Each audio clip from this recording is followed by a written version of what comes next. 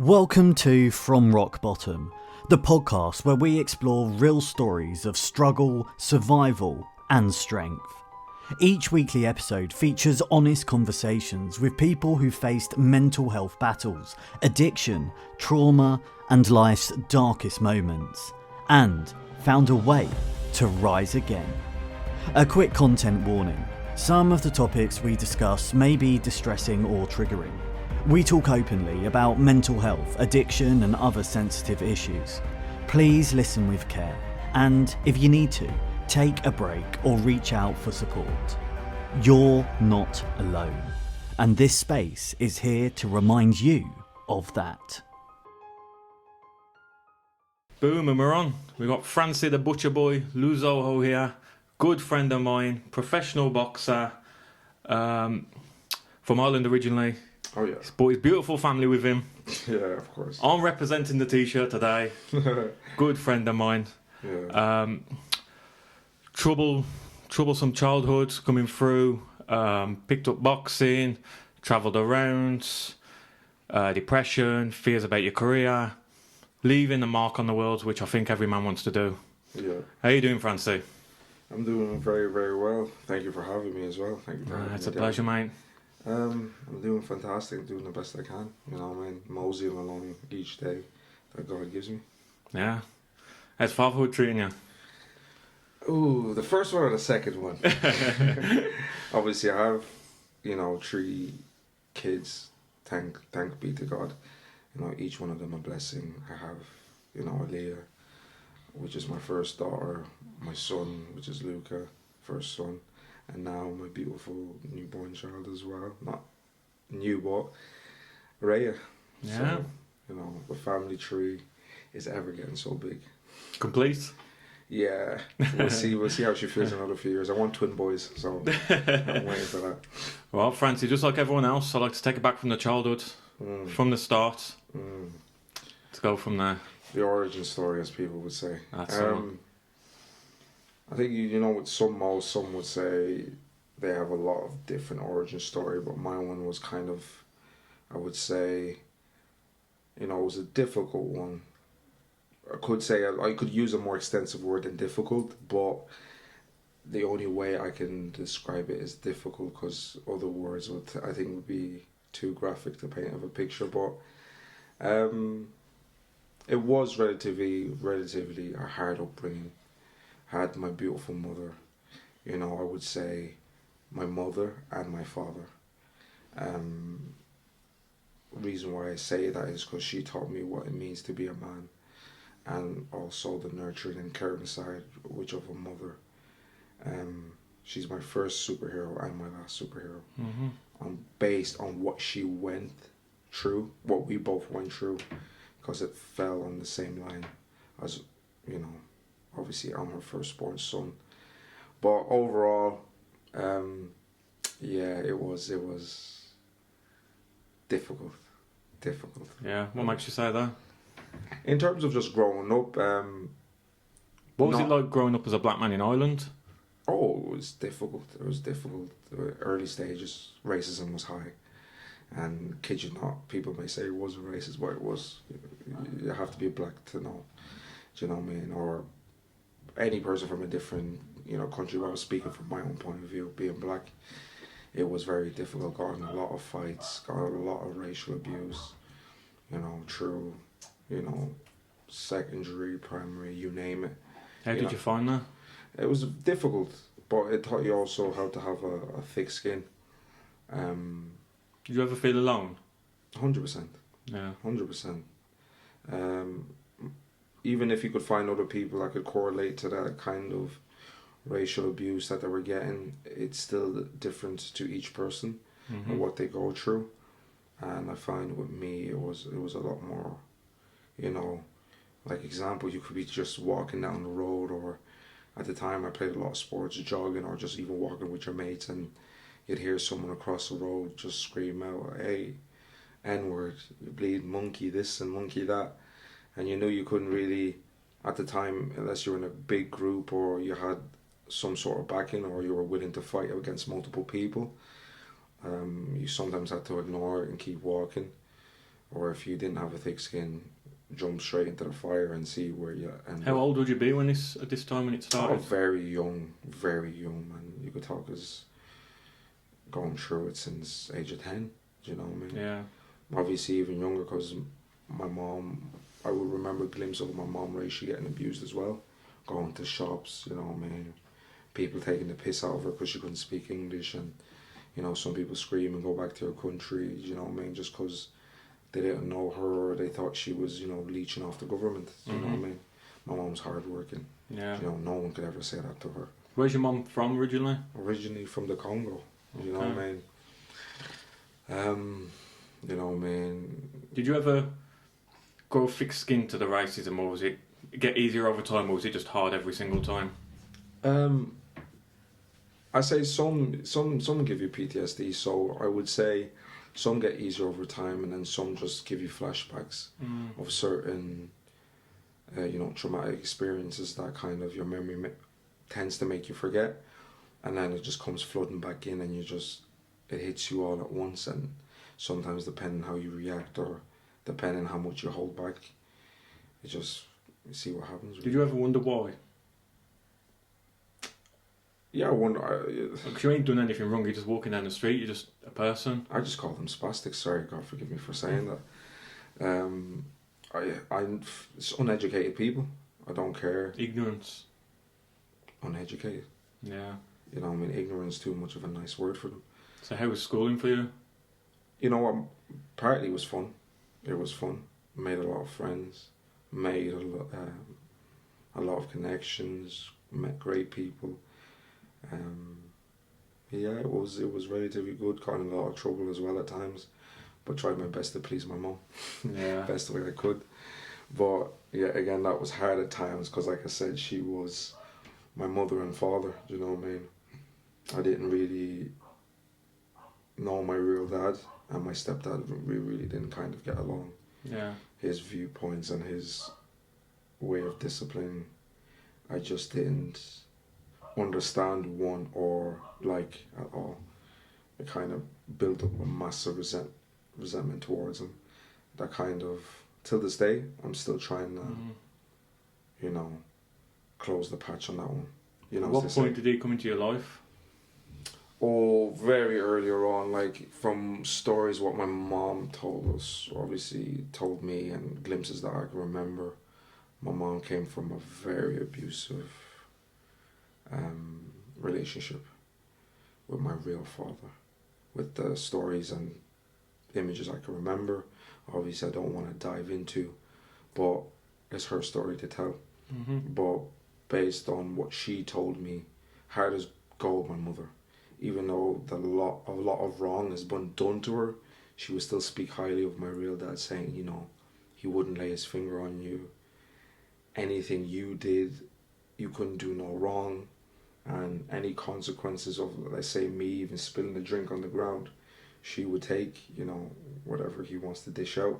But I could do no wrong. I was his golden child. Yeah.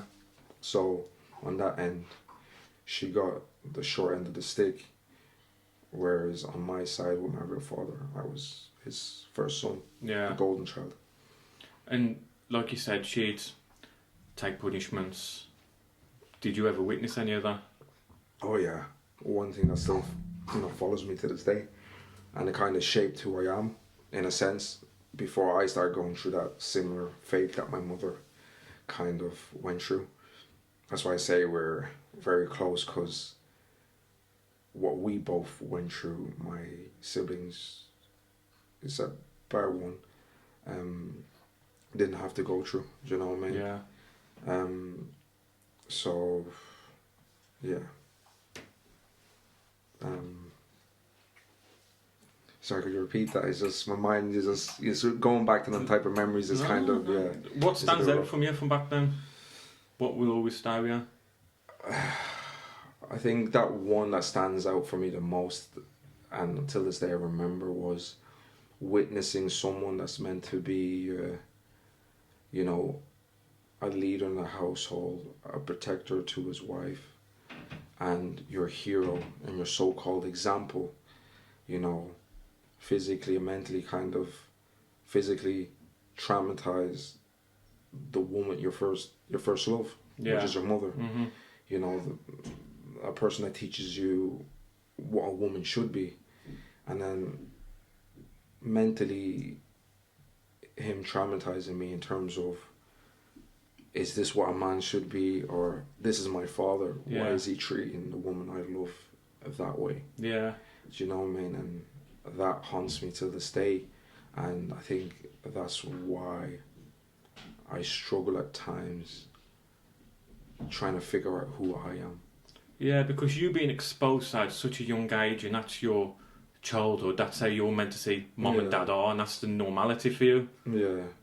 I think in a way that kind of set up the vulnerability that me and my mom kind of... One, it did put up a wall, but then it also made us mentally and physically vulnerable, because it just led to the next stage, you know, which basically I would say it was my turn to get the physical abuse. Yeah. Which aka my stepdad. So, how did your real dad get out the picture?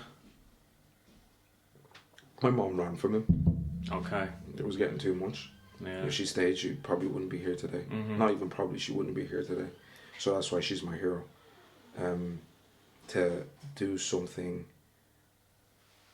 you know, that, you know, could shape the future of your kids is very, very hero. Like, it's a superhero. Like, it's very brave, because that could have gone wrong. He could have told her. So many ways. So many ways it could have gone wrong. Very brave. You know, we could have ended up in so many different places. There's so many risk factors. But you know, if I was an angel on her shoulder, I would have said the exact same thing. Run. Mm-hmm. I don't care how much he loves me and how much he treats me like a prince. It wasn't worth. It was like dealing with the devil. Yeah. He gives you one, but he has to take away the other. And I'd rather lose him than to lose my mom. Mm-hmm. Do you know what I mean? So your mum ran, you and your siblings, sets up fresh, new starts, then meets a new man. Yeah. And then, as you said, it's your turn. Basically. At the time, that's when, obviously, there's more to it, but I have to be very careful in terms of how I say it, because it involves, you know... Yeah, we don't want other people affected. I only speak on my behalf. You know, so many years went by, and then meets a new man. Obviously, as we call it, the butterflies in the beginning. My mother meets someone and finally treats her right after what she went through. So obviously, I, in a way, would say, I don't know if he played a character or to win her heart, knew how much she loved me, played, you know, I would say a false face in terms of treat me right when she's there, or to a certain age. Yeah, gain her trust and heart by saying, yeah. Look how good I treat this son who's not mine. Yeah, and then to when they have their first child together, I think that's when I think true faces, true colours are shown. But yeah, like true faces and true colours are shown, and I think that's when it really goes south for me, anyways. Yeah, south for the both of us. So he's winning her heart and trust by treating you like a son. Yeah. He has his own child with your mum. Mm-hmm. And then it turns downhill for you. Yeah.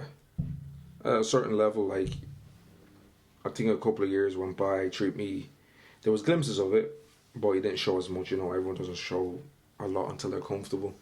I think it was a certain age, and look, gotta understand, I found out he wasn't my real dad at a very, very young age, right? So, boys being boys will get into trouble, will do certain things, will, you know, do certain things to either get approval from their father, or just in general, new culture, new beginning, new everything. So it was hard for me, you know what I mean? You know, I would get into troubles, I would do certain things, but that's part of being a kid, growing up, trying to find who you are. And I just did not believe in the physical adjustment that he believed in. His way of punishing you. His way of punishing me. Discipline. Do you know what I mean? And I, you know, Was your mum aware of this? to some degree, yes. To some degree, no. Because until she fell into the same kind of thing as well, again. Mm-hmm. Yeah. But like I said, mentally and physically, we were both traumatized, so we didn't know what was right, what was wrong. We just accepted that's it. all you've been exposed to, so that's for you just normality. Yeah. So for me, it was like true colours were shown when I first got my first hiding. Yeah. And it wasn't a pretty one. How old was you? I'd say about 7, 8. When I don't forget, I forget what I did. But I did something that annoyed. Actually, there was this one that comes back to me that actually haunts me to this day. After the previous one, so when we got a new house in Ireland, right, it was kind of close to Christmas period time, and we weren't very well off. You know, we didn't come from a wealthy background at the time. Obviously, my mother needed government help because at the end of the day, she was young, you know what I mean? And with a lot of kids as well at the time after she had kids for him and everything. And Christmas was coming up, and there's people that come from St. Vincent's of Paul, and they're like a Christian or a charity-based fundraising on Christmas period time that bring over gifts or ask you what gifts you want to get for your kids when you're struggling on Christmas period. And they would always go to certain families and help out. They knew my mom very well because they helped her out with certain things. I don't remember if I was 7, 8, something at the time. But actually, man, the figure was very big back then. Very big. And my mom obviously didn't have the money because everything she got, she either gave to him and fed us as well, or he would pay the bills or pay everything, so on and so forth. And I remember a big box came, and I can remember these 2 old ladies that were at the door knocking. My mom opens up the door and they're talking. They say, hey, this is for Francie. Don't tell him it's for us. So that was my first Santa Claus. You know, I didn't... Big beard, ho ho ho, didn't exist for me. It was 2 old ladies coming to the door and giving a gift, and still to this day I can't remember the names, but my mom was so excited, right? She came and gave me the gift straight away. She didn't want to wait till Christmas, and Christmas was like a couple of weeks away. Yeah. She was just excited to see the look on my face because my mom was big into pictures and seeing me and the siblings, but especially me because I'm her first child, happy. Always, no matter what's happening in the background, she wants Francie to stay happy. Yeah. So she came and gave it to me, right? And I can remember we had a fireplace. The fire was lit. He was sitting in his almighty throne, as they would say, them old school type of couches, or not couches, seats. Like his seat, you couldn't sit in it. You were sitting in it, you'd get it basically. So I sat on the floor next to my mom, next to the fireplace, and we're literally... She tells me to unwrap it. So I'm unwrapping it fast because I loved gifts. And it was a big giant Action Man toy that I always wanted because I always watched it on TV. But it was the limited edition version with the parachute. So you would go to the highest point, could be the stairs, drop him, and the parachute would slowly bring him down. Yeah. I loved it, right? So he sat there seeing me over the moon, seeing my first massive gift, right? And I don't know what was toiling in him or what he felt from seeing that. I think ego thing. I should be the provider. I don't know. That's what I'm basing on, because I've always tried to look for reasons in my head. Why would you do that to someone that's 8, 9? Walks up, takes the toy off me while I was playing with it. And at the time, I was very trying to please him all the time. So I was happy, and I turned around to him and said, look what they got for me, Dad. Look what they got. And he stood up, took the toy off me, and threw the toy straight into the fire. And I sat there, I was in shock, right? Because I didn't know what was happening. It was just like everything was going slow motion, but it was traveling in real time. So I was looking at my toy that I got being burned, and I only had it for like 20 minutes, right? Less than that, being burned. And I looked at him and I started crying. I said, why did you do that? He goes, you're questioning me. And then that's when I get a slap in the face and a kick towards the stomach. My mother stands up for me, but then she gets the kind of same treatment I just got. And that was a whole line of abuse yet to come. Yeah, that's the start. Yeah, the start. Yeah. And how old was you then? 7? 7, 8. Yeah. Yeah, 7, 8. So yeah, that kind of, yeah, I left a massive.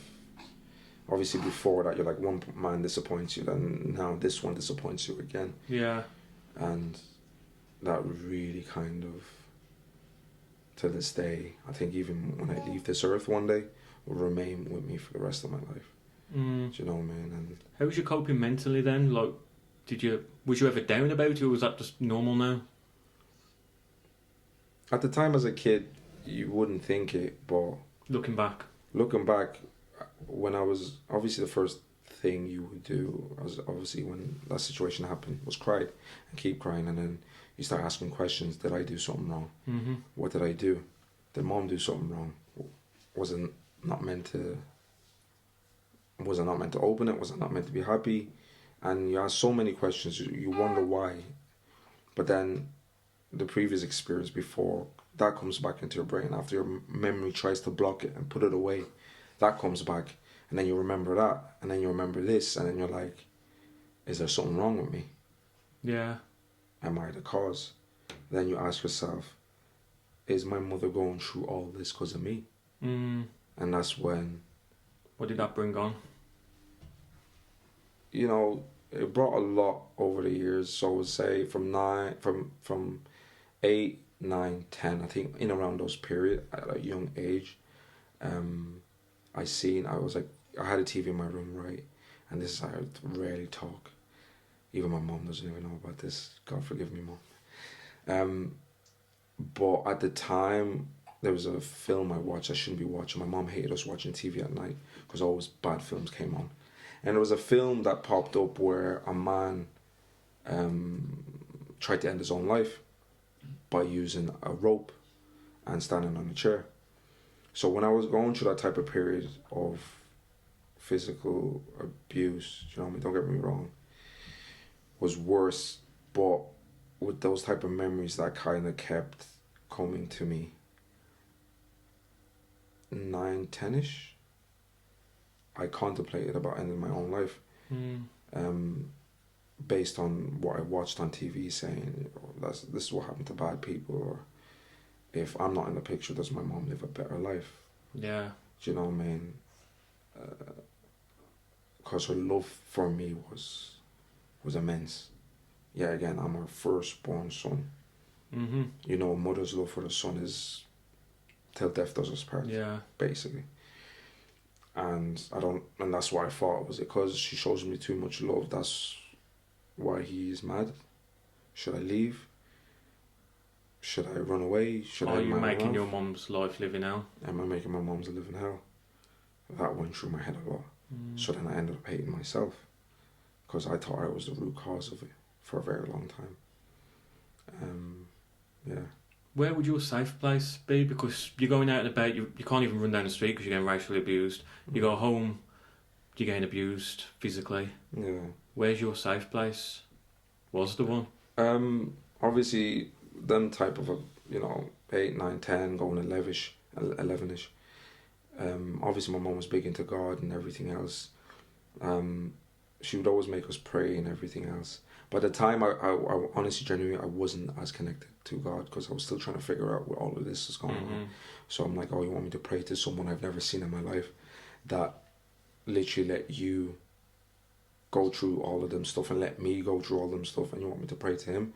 So I would say at the early stages of my career, I didn't believe in God, I didn't believe in anyone like that. So my safe space would have been my bed, and there was a certain position I slept. Till this day, my mom thinks, because I was scared of the dark. it was because I was scared of him walking in and beating me. Or if I slept in that certain position that I could escape from the world. So my room, I was always like, every bed, there was the window. My bed is right next to the wall where the window was. And in that corner, right, I would literally curl up into a little ball. Like I would get the covers, put them in my leg, and I would really, really curl myself into a ball and leave that much air so I can just breathe through it. Yeah. In the corner of my room. No matter how cold or whatever, even if I'm sweating, I mean sweat covering the whole bed, I would not come out of that. So if anything would happen, I would always go into my bed and sleep. Yeah. And sleep. And sleep. And sleep the time away. So whatever has happened. How long did this go on for? Oh, years. I think until I moved out, until I had the final straw. I think it was, this after years of abuse, different occasions, different scenarios, secondary. Boys being boys, getting in trouble in school, do you know what I mean? He just hit, like, you check, parents will check your journals to see if you got a bad note. Yes, I'll get a bad note for messing about, pissing about, or whatever.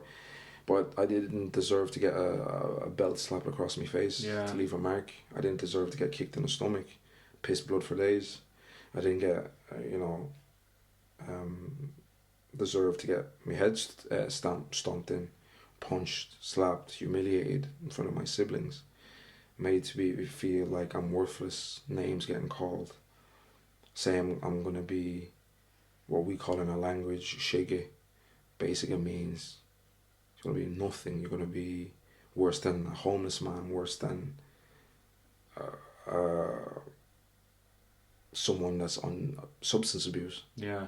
To get called that type of names at a young age, to be called a demon, to be called every sort of name under the sun as a young man, scarred me so many levels. Did nobody at school ever pick up you going with marks, bruising? Oh, they did. Don't get me wrong. Like a couple of times I had enough, and I would say something to the teachers. I confided in the teachers, but it made the situations worse. You know what I mean? I think I tell the one teacher, and it was a female, because all I knew was females. I never trusted men.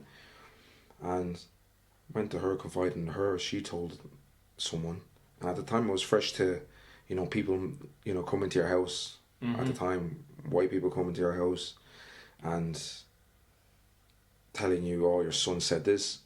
I was distraught the first time they came knocking at the door and said, your son said this. I'm like, you went about it the wrong way. And I knew it was coming. Yeah. I could sit there and say, yeah, he did do all this, and then get battered even more. Or just say I didn't, and then probably the baiting would I'll still get battered, but it'd bring less stress to my mom. Do you know what I mean? Because bear in mind, they'd come take everyone. Just not just me, they take everyone. Yeah, of course. So that was another thing that I realised not to trust anyone. You tell someone something and then you're going to get battered even more. And that day, yeah, you're being brave enough to ask for help, and it's it landed me worse. Landed me in worse. I mean, I really got my head kicked in. How did he treat his own kids with your mum? He loved them. Yeah. Prick. He loved them. Yeah. He wouldn't lay a finger on any of them. He couldn't do no wrong. That's why I say roles reversed. Yeah. From his stepdad, I could do no wrong. From my real dad, sorry, I could do no wrong, but my mother did wrong. Now it's basically my turn. They could do no wrong, or I could do wrong. Yeah. How does it make you feel? You're getting beatings for doing barely anything, and they're not. It was just like, it's like, at the same time, he didn't understand where we come from. He did understand where we came from and what he went. Me and my mom went through, especially my mom, and me seeing what she went through. But then it's like, you seeing what my mom has gone through, and you weaponized it to a point where now you feel like you have the authority and the power to do and say and conduct any disciplinary action that you felt was important for my development, which wasn't. It spiraled me in terms of what it means to be a man out of control. The more I got hit, the more trouble I got in. Mm-hmm. I'd go. You can't fight back, so you're releasing it. So many times. There were so many times I contemplating of while he was asleep, getting a kitchen knife and literally standing over his bed and a lot of times. But then what stopped me from them urges, and it was pure rage at the time. That's before boxing, pure rage. What stopped me was my siblings, not like them knowing, but I knew if I did something like that, I'm robbing them of a, perfect father to them. Yeah, to them. And, in a way also hurting my mom, because then I'm taking myself away and then I'm taking their father away. So that stopped me a lot of times. So you took the abuse to keep everyone else happy? Yeah. Because it made him feel like a man Yeah. at the end of the day, do you know what I mean? Whatever names he called me, whatever he did, You wouldn't do it to a big man? it wouldn't. Not a chance. Not a chance. You would never do it to another person. You know what I mean? And that's what I've learned over the years. That's what most of them are. They never do it to another person. They only do it with their own comfort, where they can't fight back. Yeah. Well, plenty of times, like tears of rage. Early depression. Why me? What's this for? Haven't done anything. Yeah, I get in trouble here and there, but does he deserve this? Understand where I come from and what I've seen. Okay, you choose not to, but you choose to implicate the same thing that's happened to my mother onto me. Confusion, left, right, and centre. And at the time, she was still adamant on God, but I just did not see him. Yeah. Did not see him. I know you're a man of God now, but looking back, as you said, sometimes you had the thoughts of picking that knife up. Do you wish you would have sometimes? Yeah. A lot of things. God forgive me. I hated even the Creator. I hated everything that was made. I hated people. I hated men. I hated everyone. Mm-hmm. You know what I mean? At times I would hate my mom even though I love her. But I'm like, why would you stay with this prick? But then I have to understand what her traumas are and what she went through. Yeah. Let alone, in a funny way, it was like, I was just, in my head, I was like, oh, it's punishment. Because she went through it, now it's your turn. Mm-hmm. This is what it be, a man. Just take your beatings like a man. When it got bad, so like you said, when you first come on the scene, it was nice. You had to win your mum's love, trust. He had his own kids. The abuse started. Did he ever show signs of his nice self to you, or? You know what? Or was he just constant? If it was percentage-wise, I would say it was like 2%. He tried. Yeah. But I don't know, it's because he's seen I was starting to get older and he's seen the resentment kind of building in me. You can see that. That one time when I used to hang around, like, because I didn't know what it meant to be a man, right? I've always looked to outside. Some people join groups of people, aka gangs. Some do it for status. I did it because it felt like family. Mm-hmm. I felt like protection. I felt like unity. So I remember one time I went missing for days straight after school. I went to stay in their house. Don't ask me what happened in that house, but a lot happened. Partied, had fun, and this is me in my uniform, and this is the time I didn't care. Because you get so normalized with the beat and you just don't care. You know what's waiting for you at the end of the day. You just say, there's another scar here, it's there, I swear myself. I'm going to build a thick skin. And constantly what kept me going was I was saying, wait till I get older. Wait till I get older. So I didn't care. So that's what kind of caused the defiance even more. So I was sitting with the boys downstairs and I said to myself, I have to fucking go home now and get this beating. And they were like, you shouldn't be taking this. Should we come back home with you? So I'm in a group of 10. Came back with me. One of them had a BMX and I was at the back of the BMX. He was driving the bike. So it goes, we're all on a main long road. And you could tell like cars stop and everyone's looking, you know, God forgive me, white people, Irish white people looking and goes, oh, there's the hooligans and all this. At the time I seen his family, friends hanging about. Yeah. So as we're getting closer to my state, my heart's beating. And more until we reach the door and I ring the doorbell. My mom opens the door and she screams at me. She's like, where have you been for the past 3-4 days? I've rang the police, I've rang school, where have you been? And I just shrugged my shoulder. And you could see him storming towards me with a belt in his hand, ready to slap it across my head. And then as he's storming towards me, he sees behind about 10 black kids, hood up, ballied up, BMX is standing there. He doesn't take any more steps. Literally stays in the background. My mom's not scared of anyone. My mom's seen them. She goes, oh, no, you think these people are going to make you cool and protect you? She goes, yeah. She went back into the house. She boiled the kettle of water, but this is already boiled. She picked up the kettle of water, ran out to the mall, goes, you want to get a burnt face? And I've never seen a group of 10 black boys ballied up that I've seen do cause serious damage to other people. Serious. Scatter like leaves in the wind. Left, right and centre. Because that's one thing us boys rated highly, was mothers. Did you get your Fuck the beating? fathers, but mothers. Yeah. Oh, I got my beating. But this time it came from my mum. Rightly so deserved, I believe. Rightly so. Disappearing. Yeah, disappeared time. But when it came to his turn, I was like, yep, here we go. Mm-hmm. Boy, I went to school black and blue. They teachers came up to me and asked me, where were you? But they seen the bruises. It goes, what happened to you? Before they said, where are you? What happened to you? I got into a fight. That's why I went missing. Even though I got battered left, right and centre. Yeah. So when did boxing come into it for you?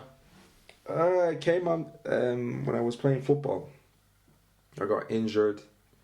That put me out a bit. I tore my quad playing football in the yard, as you always do before class in secondary.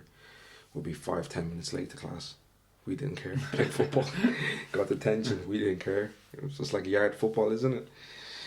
Class versus a class sometimes, or just a group of black boys trying to, you know, say they're the next Ronaldinho, Cristiano Ronaldo, and just have a blast. So, yeah. Sorry, I'm just losing the train of thought there. Just thinking about it, it's just a lot of memories, a lot of good memories. School was, I did get in trouble. It was my escape though. Yeah. I had a blast. And that's where I met some that kind of have similar stories. Yeah. And we could relate. But yeah, I did get my beating. Yeah, boxing, so injured at football. Boxing, injured at football. And I was a very fit person, so obviously I tore my quad. That left me 6 months out. I couldn't walk. I was on a crutch. Had to get to physiotherapy just to get my leg in order. Tore it in 3 places. It was a difficult recovery. And yeah, again, my mom.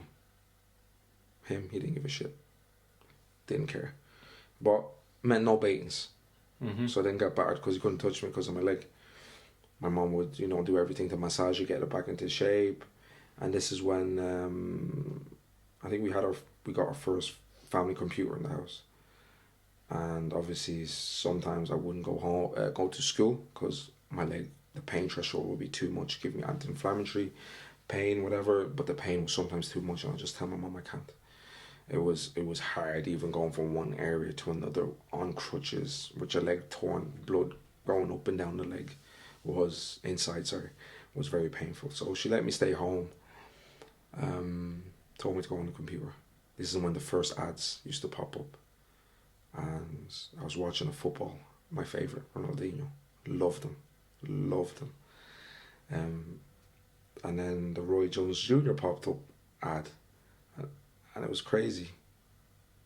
I seen him do the rope-a-dope, basically, hands tied behind his back. Made a person miss 5 punches, came back with a left hook, knocked him out, cold.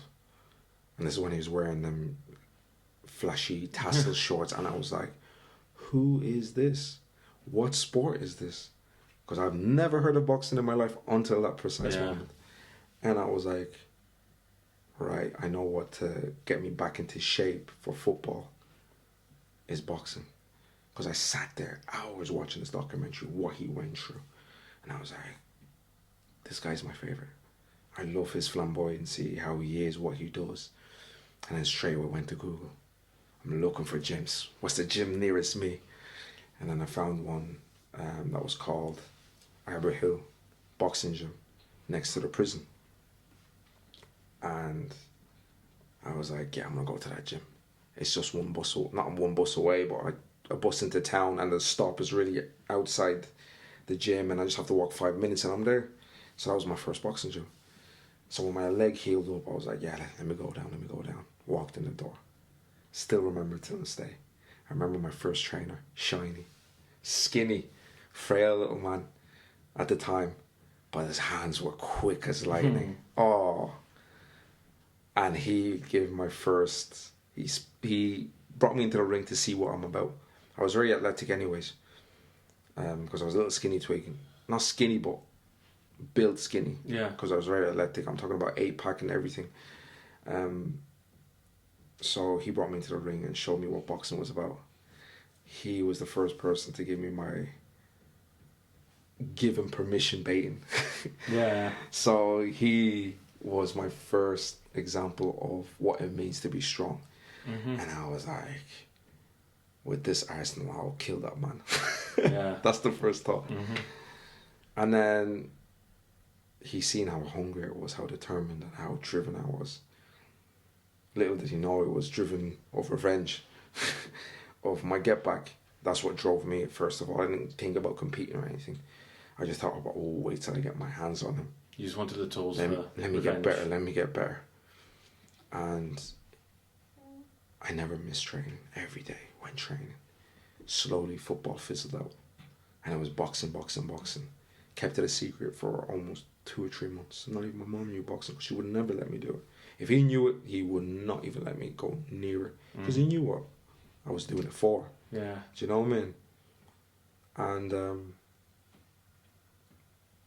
so come I have my first competition. First in-house show. No competition, no, just other shows. Yeah. My first ever fight. Told nobody. Butterflies all day in school, finish school, rush home, get my gear ready, bought all my gear, and just kept it secret. And I was like, Shiny gave me my first boots. Bear in mind, they went and lost and found as well. And gave me the kit and gear to wear to this fight. Went in there, and I was quick as lightning, and I could move. I battered that person pillar to post, gave them a standing count, at least twice till they waved it off. And it was the happiest I've ever felt. Yeah. And I was happy winning. And when they came over and gave me a medal, I've never cried so hard in my life, bar after I got battered.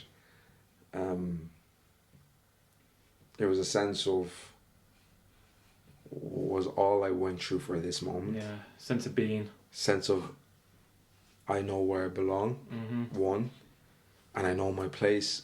I exist. I don't just exist to get in trouble. I don't exist to hang around with gangs. I don't exist just to get beaten. I don't exist to try and please my mother all the time, or try and be the best son for him, even though everything I did was wrong. I did it for me. I did it because I exist, because I'm here. I had to pinch myself. Is this real? I remember getting on, like, waiting for the bus, standing there in my shorts, my boxing boots. I didn't take anything off. Kept it. Because I didn't care. I was going to walk into the house proud as everything. Yeah. And I wanted the world to know what I achieved. People were staring at me when I was at the bus stop. And it wasn't like, oh, he's mad, like they were saying, like, respect. Do you know what I mean? Because they knew it was boxing. They could see a medal around me. I got onto the bus came, got onto the bus driver says, oh, where'd you just come from? I said, I just came from my first fight. And he goes, did you win? I goes, yeah. I goes, I knew you won with the medal on you. He goes, well done, lad.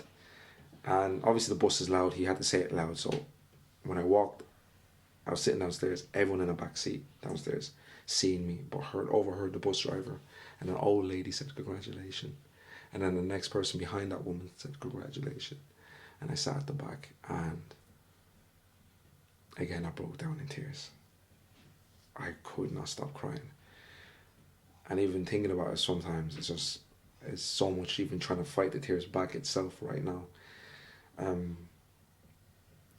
Suppose in that moment you found your self-worth. I think I found more than my self-worth. I just found me. Yeah. I didn't have to hate myself anymore. I didn't have to think about or contemplating. Bear in mind, over these during years of me growing up, the contemplation of still ending my life was there on numerous occasions. Yeah. That's why I crashed out a lot. That's why I got in trouble a lot. That's why I didn't care what I did. You know, either seeking punishment from outside, rather because I'm getting it inside anyway. So what's outside going to do to me? Yeah. Do you know what I mean? Mm-hmm. And if you're going to put your hands on me, I'll fight back. Because I already get it at home. Outside is no different. Yeah. Is that where your fighting spirit come from? Yeah. A lot. I think that's the early stages. It developed over the years. But the resilience of just seeing my mother and myself and what I went through, that's made me hard as nails. Mm-hmm. At the same time, it's boxing, I say, in itself has put a key on that. You know, as people say, skeletons in the closet. At that grave, basically what I call it, a grave of all my traumas, PTSD, you want to call it, whatever. Where I've buried it and put a massive boulder on top of it so it doesn't rise like the dead. Boxing has checked my anger, because it takes a lot for me to lose it. Yeah. Even though it's instilled discipline into me, there's still a fear of losing control and seeing red and not being able to stop. In the ring you can, referees, you can check yourself because you know where you are. That's why outside I tend to avoid trouble or altercations. I'm always the first one to try and simmer it down, because I know once I lose control, nor my mom nor God himself can stop me, because I know I have so much trauma in me dying to get out, dying just to have a reason to just express itself. People say, yeah, I express myself through boxing. No, it's just a whole different fancy. It's different, yeah. It's anger. Coping mechanism. I've built so many personalities that sometimes I don't know who I am, to cope to certain different situations, to react to certain different scenarios. Like I have a character for each situation. Maybe that's why I'm born on June. Gemini. Yeah, hear that. So you started boxing. Your output was, I'm going to sharpen these tools. Yeah. How come you never went down that route of? I think I stood from boxing. I think I stood there one day, right? I think this is the final straw. This is when I moved out. 18, I think. I had enough. I think it was shy off, no, my 18th birthday. Yes, my 18th birthday. And I was walking with one of my friends, Manny, from school. This tall guy, dark as night. Dark as night. Do you know what I mean? I mean, literally dark as night, but tremendous footballer. Composure, like, he should work in a symphony. Yeah. Chill. You would think he was high every day. Took life as it comes. Don't stress, don't worry. Literally, everything's going to be alright. And we were walking to school one of these days. This is the last day of school. I think, I don't know, I'm not too sure, but it felt like it was the last day of school. It was, because I had the t-shirt on and everyone was signing their names and everything. So it was the last day of school, and we're walking down this long road to get to our house. And normally to get to this my house and his house, because we live kind of like 10 minutes away from each other, you have to hop a wall. So I remember now we had a family red car and we were hopping on the wall. Manny went first and I went second. So when I was hopping over the wall, I seen my my stepdad drive by, and I heard him beep, and I waved at him, right, just to say hello, sign of respect. Hopped over the wall, didn't think much of it, walked into the house. Oh, we're walking, we're still talking. We're just talking what we're gonna do in life, where we're gonna go, what's the next move. I'm just talking biggest aspirations of just continuing boxing. So he goes his way, I go mine. I have my keys. I open the door. I walk in. My mom comes up to me. Like before the door opens, my mom comes up to me, gives me a hug. I remember, last day of school. How does it feel? She went to the kitchen, came back with one of my sisters, and had a birthday cake. Started singing happy birthday at the door for me. Out of nowhere, here comes this, my stepdad. Slaps the cake out of her hands. The cake slams to the ground. PTSD straight away. Action Man toy. And slaps it down to the ground. My mom's like, what was that for? And then he starts screaming, saying, oh, he's jumping over a wall, being a hooligan, getting into trouble again, messing about on the long road. I'm like, we didn't mess about, we didn't know we were hopping the road to come home. He's just trying to ruin your moment. Ruin my moment again. And I'm like, standing there, PTSD, like I said, I'm looking at the cake and I'm like, everything comes flooding back. My hand starts to shake.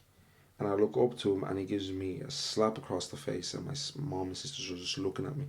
And this is when I was well into boxing. I mean, I've won the novices 3 times, the Leinsters I've won, I've entered the All Irelands, which is the senior tournament.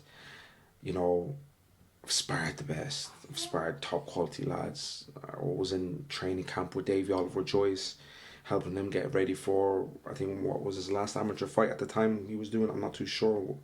And, you know, that's when I met Mick Conlon and the Conlon brothers there and everything, and the father. So I was, you know, held in, you know, high regard at that time. So I wasn't fearful because I knew my skill was good. I was fast, I was rapid, I was quick, I was in and out, and I was still developing. And when that moment happened, I looked at the ground, and when I looked up, he slapped me, and I just looked at him. And my hands clenched into a fist. Tears of not sadness, of rage just started coming down my face. Not on both, on one side, like literally just one side. And my teeth was grinding. My mom could see it in my eyes. That day I was about to commit murder. And I clinched and I looked at him while he was screaming, and I think he knew something was about to happen because he looked at my fist, he looked at me, and he goes, oh, what are you thinking of hitting me? And he's screaming, I'm just looking at him dead center in the eyes. And in my mind, everything's screaming, I'm going to kill you where you are right now. I'm going to break you limb from limb. Nobody's going to stop me. And I'm not going to stop. And my mom stood right in front of him and looked at me, and she goes, Francy, whatever you're about to do, in our language, whatever you're about to do, don't you dare think about doing it. And I screamed to my mom, I goes, I've had enough. I'm leaving. I'm done. Both packed my bags. My mom's like, what do you mean you're leaving? I made a choice today. I'm going to travel the world. I'm going to leave. I'm going to go. And she goes, no, you're not. You're just going to stay. You're going to stay. No, I'm not. I'm going to get a job. I'm going to save everything I have from that job, and I'm going to leave. 18, 19, found a job, working, saved every little penny. And that's when Spain came calling. That's when I made a choice. Mom, today's the day. I'm going for Spain. She was shocked. But at the same time, she was happy. Yeah. At the same time, she was relieved. You're escaping. And if I had stayed any longer, and the older I got, I probably would have done so. Going to these different countries, like where I went, where I trained and solely focused on my craft, and replaced my hatred towards him with ambitions to become a world champion, to achieve fizzled out the noise and just gave me tunnel vision of boxing, and just locked away that part of Francy and left him behind, or put him in the grave, as I said, put the rock on top, and continue on a different journey, and just blocked it all out. Till this day, I've never dealt with that type of trauma or pain, and I choose not to. People say, "Oh, deal with it. You have to, open the chest and just go through it." Nah, it'll break me. It will break me, and I don't think nobody will be able to fix that. Yeah. Would you say you holding it back that day, and then the ambitions to be a world champion, it's not turning the negative into a positive, but showing him a different way? Showing him? Yeah, proving him, like, you could have potentially the shit out of him then, but you know what? I'm going to prove you wrong. I am somebody. I'm going to be a world champion. You know what? I think that's where I only give him credit for is thank you for the beatings, because it gave me a reason to actually be something that he can never be. Yeah. Do you know what I mean? I wanted to show him what I can do to other people, what I could easily do to him. So, over time, you meet the right trainers, and some trainers will instill and show you what you can become, and I think that's what really kind of set me on the path to wanting, and still wanting to be a world champion. And not per se him, but just in the sense he played a sort of a factor. He did play a major factor, because if he didn't beat me, then I wouldn't really kind of, in a sense, found boxing would have to get my revenge. So he did play a pivotal role as a fuel. Yeah, I'd say your mom put that fighting spirit in you. She's a fighter. I seen him one time when she stood up to him, she rocked him like a boat. But like, that's her story to tell, which I pray if she knew English so much better, she would be the face of woman feminism. She would be the face of strong woman. She would be the face of it, because that woman is my hero, like I said, number one and forevermore. Nobody, there's probably a lot, but for me, you could take any random person, right, and give them my mom's life, they would break. Yeah. They would have ended their life a long time ago. I say that every time. She's a strong woman. And everything she went through is kind of what I went through, and I think that's why our relationship is so strong. Because everything she went through, I went through. Yeah, you suffered together. She tried to end her life, I tried to end my life. She got beaten, I got beaten. She tried to run away, I tried to run away. Everything she went through, I went through. Hatred for that man, I had hatred for that man. So that's why we have such a good connection, and we can, conversate. But at the same time, I think that's what made me withdraw emotionally as well. Yeah. Fear. In the boxing gym, when you first started out, did you ever get the father figure you craved, or at least confided in anyone? No. It was like I said, different character. Build a new character, boxer Francy. Mask, yeah. Different mask. Whole new Francy. Whole new fresh start. Let's go. Yeah. I suppose because nobody knew that you could go in and reinvent yourself. Reinvent myself. Yeah. Any lie I wanted to tell, I could say it right there. I come from a rich background, rich family. Who am I going to tell? Oh, I used to get battered left, right. And at that time, you would have got laughed at as well. Yeah. So why am I going to confide the last time I did? People came knocking to the door, and I got even more of a hiding. So what's the point? Yeah. Just didn't confide in anyone really after that. So, at what point did you turn professional for your boxing? I didn't turn professional until about 24. Yeah. I took a big hiatus from not boxing, but the boxing scene when I went to Spain, and all I did was enjoy training in a different environment. Yeah. Learning from different coaches, growing myself as Francy, fighter now. Growing that character, building a stronger body, steady mind, strong soul, and literally just rebuilding yourself. Rebuilding myself. scratch from every angle. Because I knew I was going to turn pro, but I didn't know when I felt kind of ready. So I just grafted. And when the time was right, 22, yeah, 22, 23, in around that time, I'm not too sure, don't quote me on it, turned pro. And then... What did your mum say? To her, all of it was the same.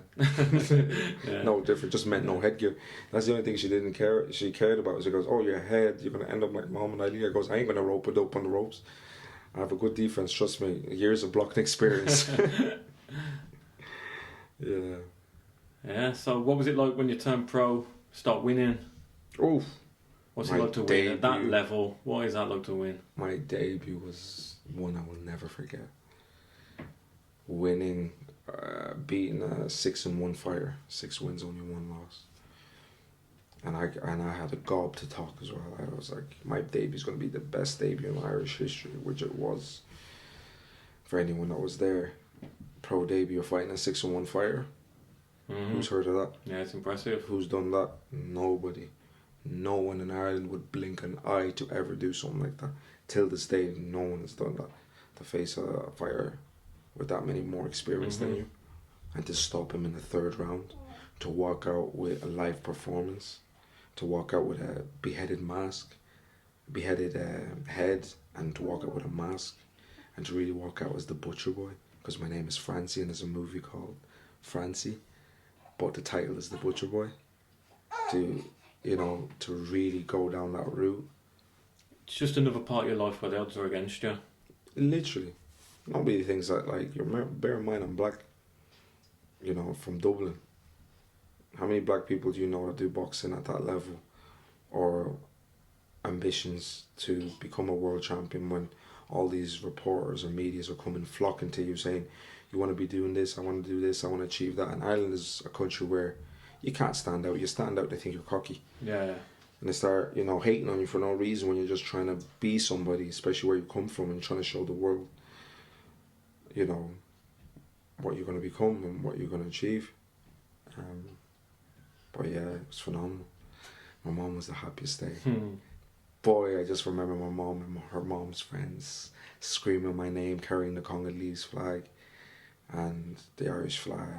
Sometimes when I close my eyes, I can still hear her scream, and my siblings and everyone screaming, and then everyone running into the ring after I stopped them in the 3rd round. And it just brings me goosebumps. If I could choose any memory to go back to repeatedly, it would be that moment. Yeah. Because life felt complete. It's just, again, beautiful moment. Mm-hmm. On the flip side, how is it to lose at that level? My first loss. And not many people know the story behind that as well, which is crazy. You go from your 6-round bad management, and I think a lot of, even my coach, I think should have done better, should have protected me more. But yeah, again, I think he fell for the hype of, let's push him. If I was managed, coached, and guided the right way, I don't think I'd be here today. But then everything happens for a reason, for where you should be. Because if it didn't happen, I wouldn't be here today. Exactly. So it's a blessing in so many ways. But like, I was managed incorrectly. I shouldn't have. If I'm going to a 6-1 fight, doesn't mean I have to go into another 50-50 fight. I should have been done correctly. I should have put me in another warm-up fight, build up my name even more. But they threw me straight into a 50-50, but I'm not surprised. They threw me against someone now that is a homeborn, is white, is Irish. Yeah. They see him as his own. Me, I'm always going to be looked at as a foreigner, even though I'm Irish. Yeah. Always going to be looked at as a foreigner. I can have the accent right now, I can carry the Irish flag, but they'll never see me as Irish. Do you know what I mean? That's why I say the flag itself is the most colourful flag. That's not racist. The people maybe, but not the flag. So I don't fight for the people, I fight for that flag. Yeah. Because that flag gave my mom a home, gave me a break. And I will always hold, my Congolese and my Irish flag with the highest regard. Like I always say, My stepmother and my real mother. That's why I call them two countries, Congo and Ireland. But yeah, overall, threw me straight into a 50-50 fight again. And that's when I was exposed to weight cutting. And I had to take drastic measures to make the weight. The MMA route. Hot bath. Yeah. Epsom salt. Only eating spinach and one boiled egg a day. That's all I was allowed. And that the coach at the time was helping me lose weight wasn't Niall Barrett. Amazing coach. I wish I had met him earlier. Amazing coach in Ireland. Another up and coming Irish coach. Phenomenal. He helped me make weight. He helped me mentally. He helped me physically in every way to prepare myself for war. And obviously the weight cut itself, did pay a toll eventually in the fight.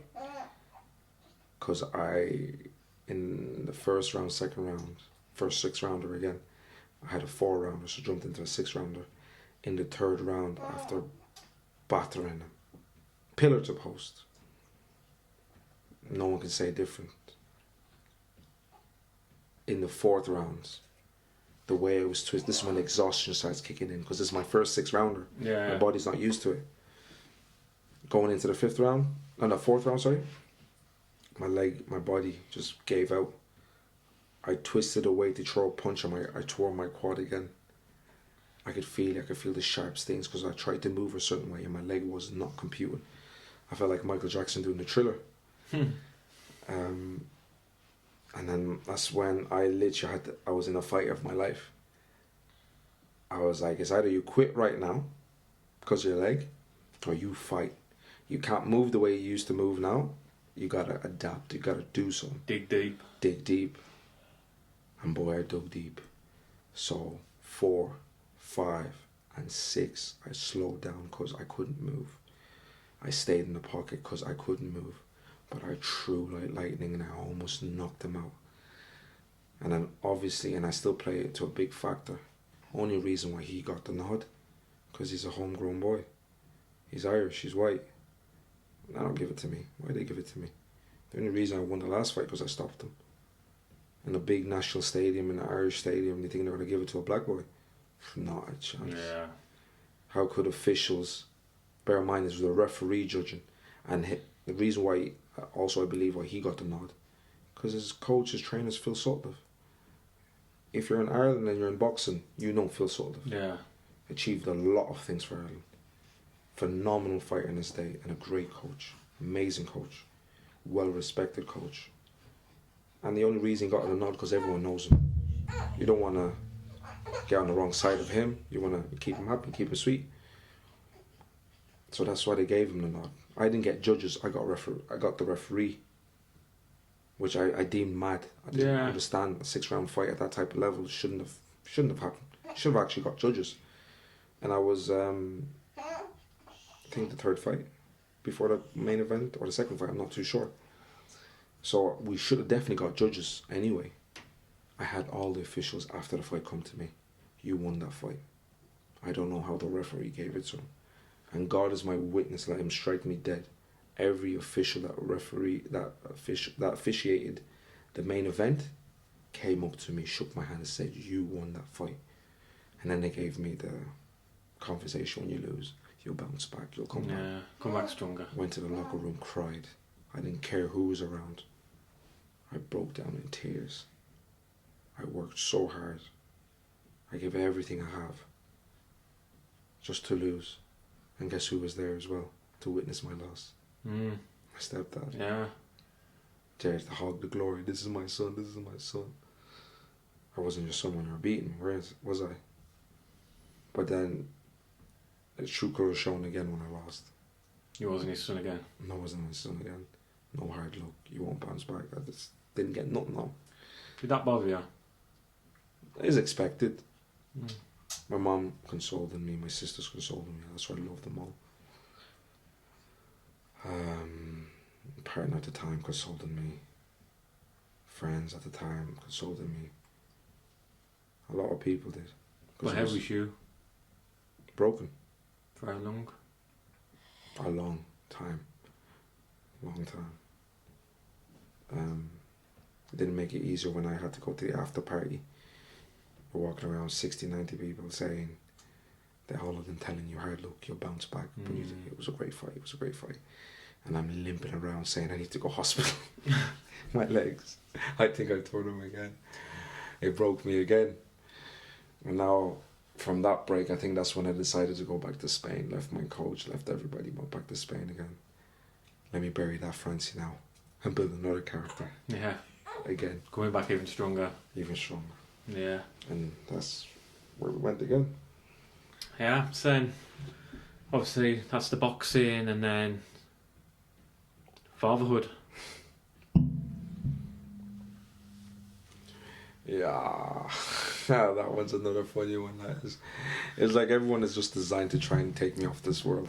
It's because, like, obviously, as you know, I've got 3 daughters, and like my kids are without them, I ain't breathing. Like I've said so many times, if I didn't have my kids, I wouldn't be alive now. So I couldn't imagine. Luckily, I've got a golden mother to my children. No matter what me and her have gone through, she'll never stop me. Has stopped me from seeing my kids. So I'm very blessed with that. But I know a lot of lads who have struggled, and like I said, if I couldn't get through not seeing my kids, I really couldn't. You know what, and this is why I always say men's mental health is so important, and I see why when it comes to men's suicide, or, you know, along those lines, if I can say that. Yeah. Because I don't want you to get, when you put this up, it's high, because it kills. Do you know the biggest killer in men under the age of 45 is suicide? Yeah. Not and cancer. Yeah. It's ourselves, mate. I know, yeah. Because I've seen the statistics and I've lived it. I understand this, and I have to be careful what I say because I'm in the process of doing a few things. I don't feel no person, man or woman, should weaponize the kids. 100%. Just to punish the other parent. Punish the other person. If you don't understand what the person's going through, don't try and make their life even harder. It's a simple allowing them to see their kids, allowing them to be a father. No matter what you used to have gone through or what your differences in, the kids don't need to grow up with that and don't need to feel that. And I feel like in my behalf, in my certain scenario, my kids were weaponized. I was deemed the bad guy, the villain, before even given a chance to show them I'm not, even though I don't need to show them. Only my kids need to know who I am. Yeah. How does that affect you day to day? Knowing you don't know when that's going to end. Issues. Before meeting her, like I said, the haunting of ending your life never goes away. It's always behind you, just waiting for you to slip up. And at the darkest period of my life, I thought I was going to do it. In my apartment. This is before I met my partner. In the apartment, alone by myself, looking at videos of me and my daughter, my son, wanting to be a dad and father, just having them around me. Because when they're around you, everything, your world lights up. You don't feel the emotions you're feeling because you know you have to be strong for the kids. And I'm sitting there and I have no one to talk to. That person has the support of her parents and everyone else. I can go to my mom and say this, well, as a man, can you really? You just need your kids. You just need your kids. And I can still remember that night like it was yesterday. Sitting there, lights off, nothing turned on, just looking at my phone and my picture, looking at the pictures on my phone. And I said, what's the point? And this is the time where my boxing career was at a little standstill. So I said, what's the point? All the suffering for what? Months, years on end, different countries, not allowing my kids to watch me fight or taking them on training camps. To a point now that, will they remember me? Do they know who I am? Do they know I'm their dad? Yeah. Do they love me? How many birthdays, how many Christmases have I missed? All this for what? I literally said to myself, okay, let me put an end to it right now. Who's gonna miss me? I don't get phone calls off anyone. Nobody rings me, texts me. It'll probably take them a month before they find me. By then, the rats will probably have had their way with me. You know what I mean? So, yeah. Why didn't you? What stopped you? And this is the time where, this is obviously, I'm spiritual, massively spiritual now. Right? You know, I pray a lot. And that's when I heard a voice, when I was about to do it. And it was simple but powerful. Why? That's what it said, why? And then it wasn't a why of why me. It was like, why? Why do you want to do it? Like, why? And then I started going through the reasons why I wanted to do it. For every reason I had why, the voice would have, and you did this, and you did this, and you did this. If you were to die today, right, your daughter Googles you, you're on the internet. You've done this, you've done that, you've done this, you've done this, you've done this, you've done this, you've done this. And it made me know that the memory's good at forgetting stuff, especially when you're down. Yeah. Always the negatives. Always the negatives. And then that why reminded me of all the good I've done and doing still. And that's why I didn't. And I knew if I did, my daughter would hate me for it. Because I still got time. I still got time. Even though I'm fighting tooth and nail to see them. And, you know, even though it's not over long periods, but I'm still making memories. She knows who I am. I'm her dad. Every time she comes up to me, she screams, "Daddy, Daddy, Daddy." That rests my soul. Yeah. My son knows who I am. Every time he doesn't know how to speak it, but when he looks at me, he knows who his father is.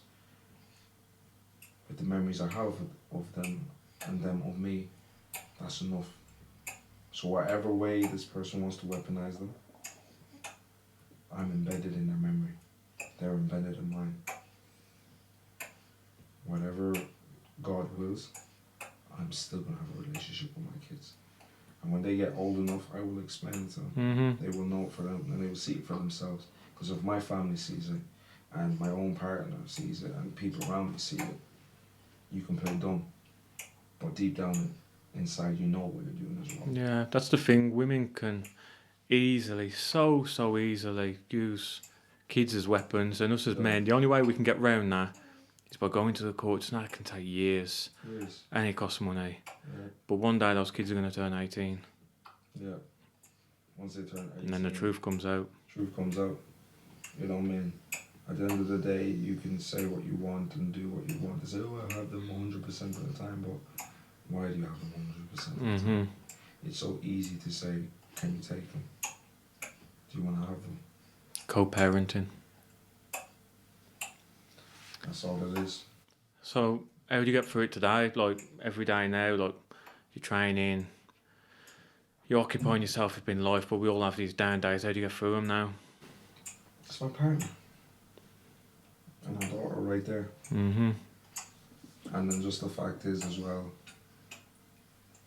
for the time that I do get to spend with my kids, Aliyah and Luca, they remind me that I gotta create way more memories with them. Way more memories. And it's unfair of me to allow it just to take over and then, you know, end it. It's unfair to her, it's unfair to them, because that would be traumatic for them. And then the cycle continues. I'm trying to break that family curse. Yeah. Is that what drives you forward now, to leave a legacy? Yeah. I think that's one of my other biggest fears, is not leaving a legacy.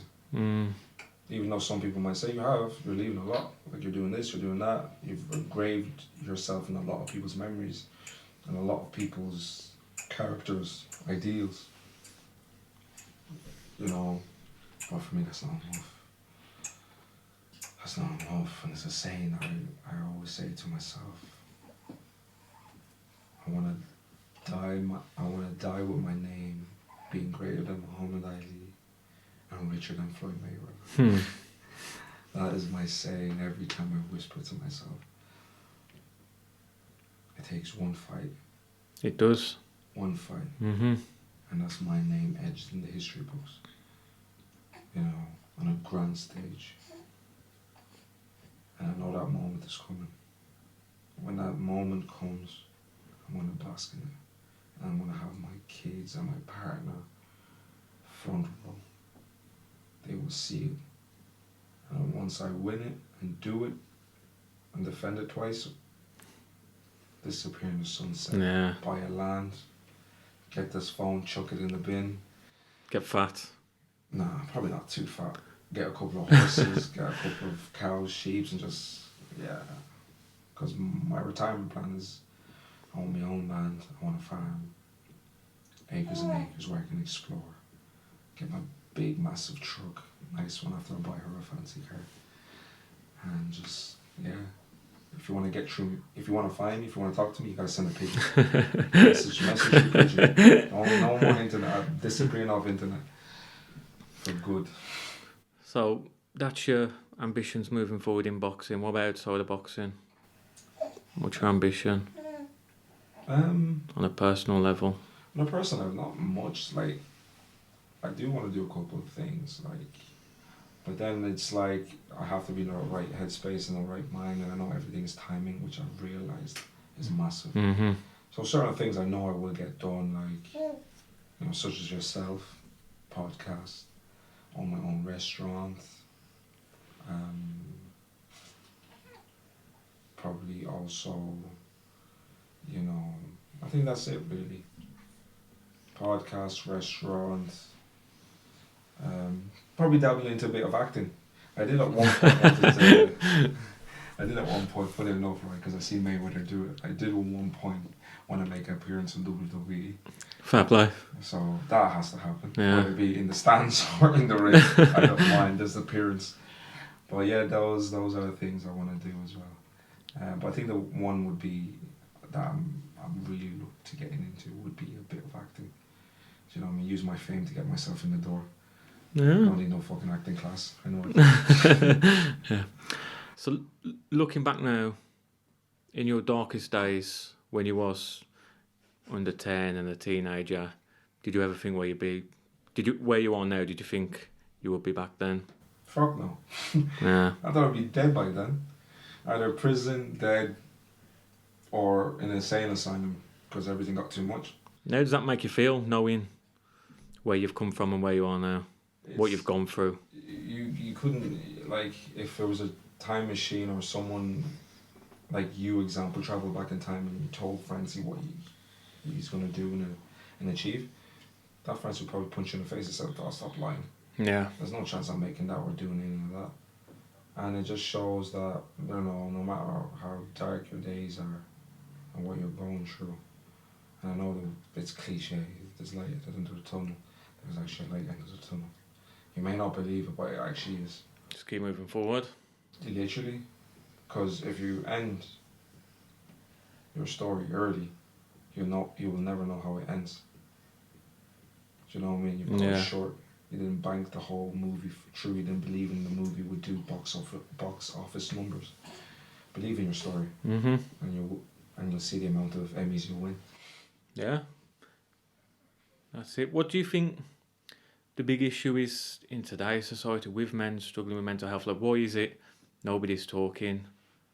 I think a lot of it's isolation and just the pressure of you're a man, you're strong. Like even before this, like I said, it's a lot for me to even talk about or even to dabble on what I was going through. Mm-hmm. It's the first time. Do you think it's shame, embarrassment? Yeah, it's a bit of everything. You're a man, suck it up, take it, come on. Why are you talking about this for? You're not a girl. Shame, embarrassment, you got bastard. Or you're a man, you shouldn't be feeling these things. Yeah. Get back to that 9 to 5. Get back to grafting. Bring the money in. You don't have time, you have kids. If I stop to think about how I feel, my kids are not gonna eat. This is what every man goes through. Mm-hmm. Every man feels. the expectation of always constantly providing, but who's providing for us? Now, sometimes you meet that one in a million person, partner, friend that can give you that relief. But then here comes burden. I don't want to burden them with my problems. So you withdraw yourself and keep quiet again. So the balance is never there. Mm-hmm. And I think that's what men suffer from, is the balance never being there for us. We don't have help. We don't have coping mechanisms. And the sad truth is I don't think we ever will, if we're not battling our own demons. Mm-hmm. So it's a hard one. I think men just need to talk. That's all it is, just talk, get it out. But then, devil's advocate, we talk it out, it breaks us even more. It leaves us vulnerable. Now we have so many people there that will weaponize that. Yeah, well, you'd hope it's not being weaponised, but yeah. That's the fear. Constantly we kept on our toes, and I hate to sound doom and gloom, but it's sometimes, when they say rip off the band-aid, no, just put another band-aid, keep it pushing. You'll deal with your maker when you get up there. Yeah. He'll have the answers for you, because I don't think I can ever get answers on the reason why he did it, or reason why we went through what we did, what we went through. The only one that has the blueprint is the creator. So I'll just wait until my time is. But I think you would never understand why your dad, your stepdad put you, your mum. For you'll never ever understand that, and it's just and in the meantime, it's just he's that person. Yeah. He's evil for doing these things, and then you need to keep it pushing. Yeah. I know some people have different opinions on it, saying, "Oh, you need to go through your ordeal and sit in it and heal." But this is my healing. Keep it pushing. Because whatever I have to unravel, if I unravel it, everything else around me is unraveled. There's no balance of unraveling and still keeping it the way you are. You've turned it into motivation. Yeah, I have to. It's either that or the other route. Exactly. Well, God is good. What would you say to any men out there listening who are struggling? It's a hard one, because words compute differently to a lot of different men. Some have ego, some don't have at all. So my advice is, you've gotten this far, keep going, finish your story, finish it. Don't finish it early. Don't finish it early. Wait till you get that Emmy. Sit back with whatever drinking you have in your hand. That'll be squash or a nice rosé wine. And then just wait till the maker comes and picks you up. Don't finish your story early. Because right now, work still needs to be done. Your family still needs you. Your kids still need you. A lot of people around you still need you. And in time you will get those answers. But you gotta be there to get those answers. Don't cut the story short. Yeah, I think time helps everything. Like, I'm sure time heals. In your darkest days you never thought, aren't you getting out of it? And like, I've gone through issues and I thought, like, I don't want to wake up tomorrow. But I did, and then the next day is a little bit better, 1% better, the next day 1%, then you think back, you thought, I was bad then, but now look at me. Just that time. Time heals. All goes, time heals. Right, last question, Francy. Yep. If you could go back now and say something to a 10-year-old, 12-year-old, 13-year-old you, what would you say to yourself? First of all, I would have gave him all the lottery numbers and gave it to him. Jokes aside, it's like the same thing I said. You're stronger than your situation. I am not the complete version of you, but I am the progressed version of you. Finish your story. Keep going. And wherever you're going to go through and whatever you feel, it's okay. Francie. Yeah. Bad times are temporarily. Yeah, they're so hard. Mm-hmm. Bad times never last. Yeah. And in time heals. So what's the plans moving forward career-wise? Well, we're in the process of getting our medicals sorted. We're looking for sponsors to cover our medicals for a brain scan. But big fights, my team, Vote Boxing, has big fights ready for me. I just have to get into shape.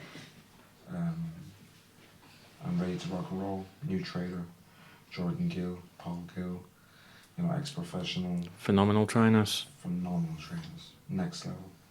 And they have my IQ of boxing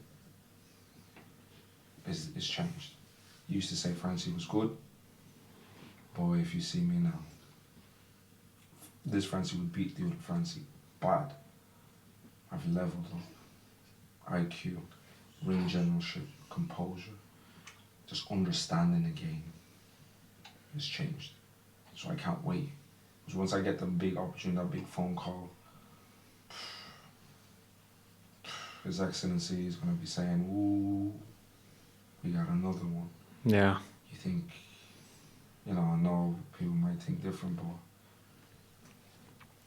with my career and where I am now, physically, mentally, I'm dangerous. Given that type of level and that type of stage that they're going to give me, I'm dangerous.